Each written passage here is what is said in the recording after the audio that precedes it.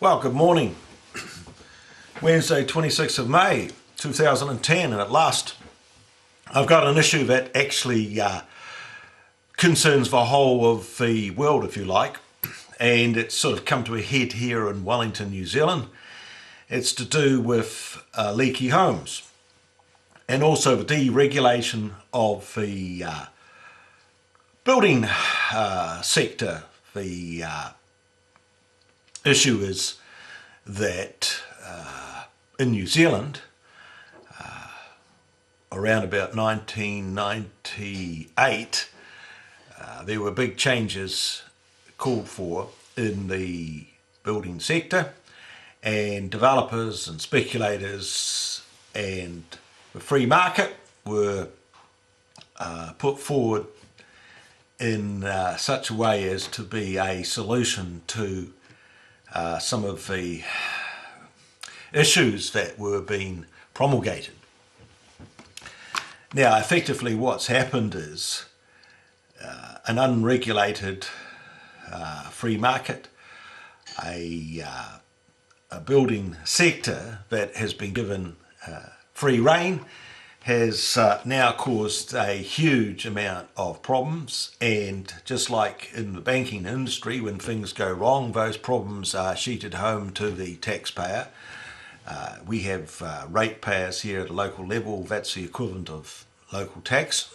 So we are now dealing with the socialising of the losses that have come about as a consequence of the many leaky buildings that are now in existence through bad practice in terms of building, bad materials, bad construction, and also the issue of improper care of products. Anyway, while the profit takers are able to take their profits, privatise their profits and maximise their profits, everything is going well. And as soon as there are problems, the industry on the whole is very keen to give the consequences of those problems and give the losses that are incurred through those problems to somebody else, which in our case here in New Zealand and in other places around the world ends up being the consumer, being the homeowner, the building owner. So we have this classic case of privatising the profits and socialising the losses. So again and again we see this. At the moment, the building issue is actually casting a very dark cloud over New Zealand, because the total bill to the consumer and to the taxpayer is going to be substantial, and it's going to make life difficult. Unlike other places, homeowners, building owners who have arrangements with banks are unable to just simply, when the costs of maintaining a mortgage, even with relief, is just beyond their means. They cannot just simply put a key into an envelope and post it back to the bank and say we don't want to have this burden any longer.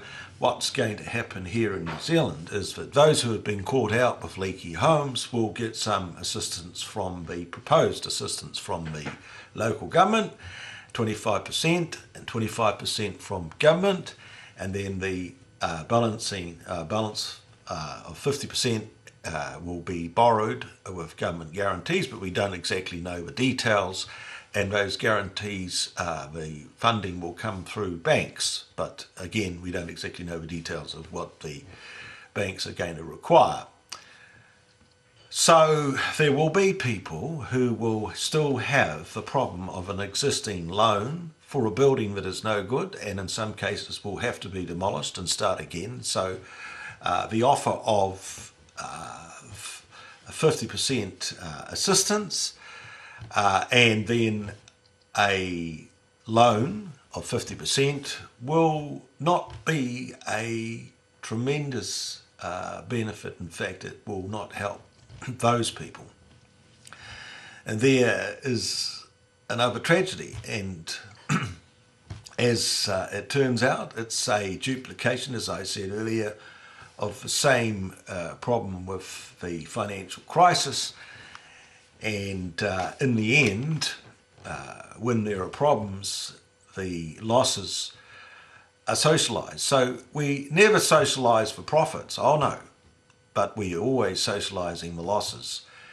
And I really think that is a serious deficiency and injustice in a democratic, a so-called democratic society. Because remember, democracy is about majority rule, minority protection, and sharing the benefits. And all we're getting is a sharing of the losses. Now that's just not acceptable at all. And it's time that we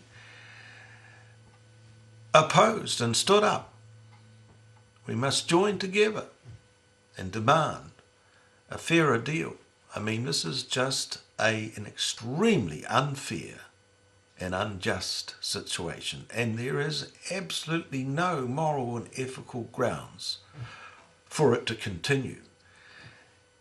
And yet, you know, we have seen in the banking industry banks that have made tremendous mistakes and run at losses, and they've actually rewarded the people who have been managing those situations. The same situation has taken place here in Wellington with our water management company, which was set up to make savings, and it hasn't made the savings, and it hasn't achieved its KPIs, its key performance indicators, and yet the directors have been given a 50% increase in directors' fees.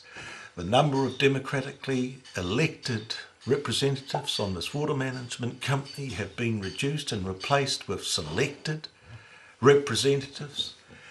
And once again, you see an example of the losses being socialised. And this is actually totally unacceptable. So it's over to you. You can just, you know, do nothing, continue in a frustrated and apathetic way, or you can stand up and join with other people and call for a better deal.